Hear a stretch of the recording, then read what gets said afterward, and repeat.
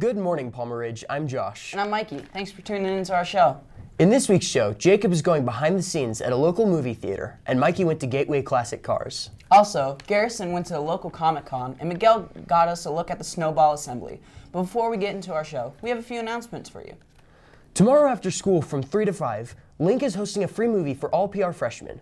Also tomorrow, company applications for our school's production of Twelfth Night are due. Auditions for actors are tomorrow. And finally, the Ink Library magazine is now accepting submissions for the spring issue. Your stories, poems, photos, and art must be emailed to Mr. Patrick before April 1st. And now, on with our show. Everyone loves going to the theater, but what goes on behind the scenes while we watch new movies and gorge ourselves on popcorn? Hey Ridgeline, Jacob here. Today I went to Icon to see what really goes on behind the scenes at a movie theater. At first glance, a movie theater might seem simple with the popcorn and the Slurpees. However, a lot more goes on behind the scenes than we realize. Here's the master computer and the memory bank. These are responsible for everything to do with playing the movies and getting them loaded up. It's here in this room that makes the magic of the cinema happen. So mostly is the problem solving. There's a lot of problems that come up that you wouldn't really expect, like content not playing, content not getting sent to the screen in time. So we're always up there running around like madmen whenever you guys don't even see us. So that's probably the hardest part, is to fix problems without people knowing that there was ever a problem to begin with. Next time you go to the movies, remember, it's not as simple as it seems. For Ridgeline, this is Jacob Van Amber. It's pretty crazy how movies are shown to the audience. Thanks, Jacob. Gary went to a local Comic-Con. Let's see what all the hype was about. I'm here at Galaxy Fest. Let's take a look at what they got. From Star Trek to superheroes, Galaxy Fest is the science fiction convention you'll want to go to if you're a fan. The 3-day festival was held at the Antlers Wyndham Hotel in Colorado Springs. Tickets ranging from $25 to even $200, your money will be well worth spent.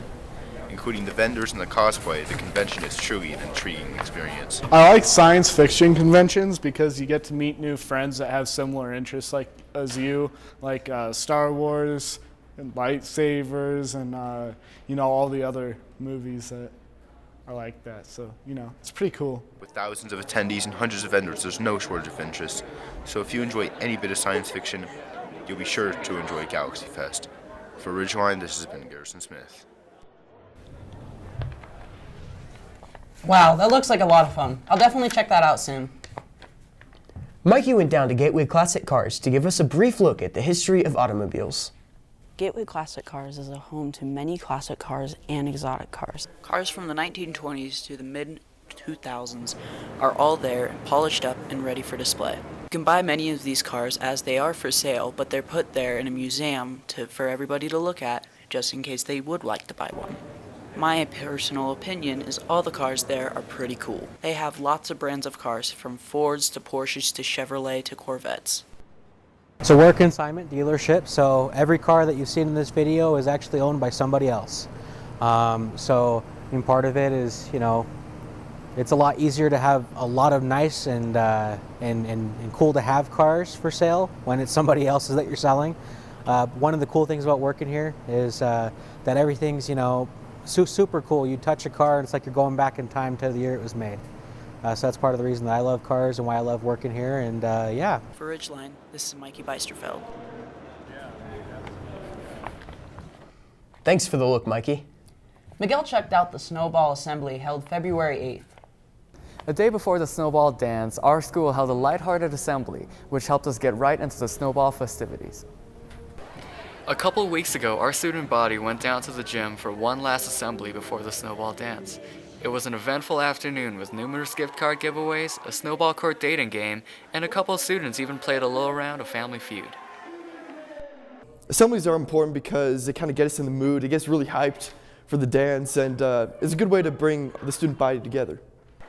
All this led to a fun and unforgettable snowball dance. Make sure you go all out when the Prom Spirit Weekend assemblies come by in April. For Ridgeline, I'm Miguel McElintall. That dance looked like a heck of a ball. I'm excited to see what our prom assembly has in store for us. Ridgeline wouldn't be Ridgeline without a look at Mary with the weather. With all the recent snow, it feels like we're never going to have a full week of school. How's the forecast looking, Mary? Good morning, Bears. Today we are in the STEM lab with the business class. Well, for weather, last week was pretty moderate. At least during the week it was. This week is going to cool down quite a bit though. Let's go to the radar. This week we will be above the high pressure zone and will be in the dark, cold area.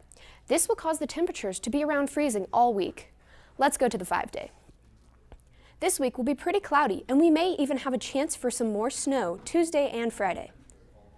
It will warm up a bit throughout the week, but not enough for it to make a difference. Well, Bears, that's all I have for you. Hopefully we will get another snow day soon. I hope to have a snow day soon. I'd never turn down a snow day off, or a day off, but it looks like we will have to wait. And that wraps things up for this week. So thanks for tuning in. We'll see y'all next week.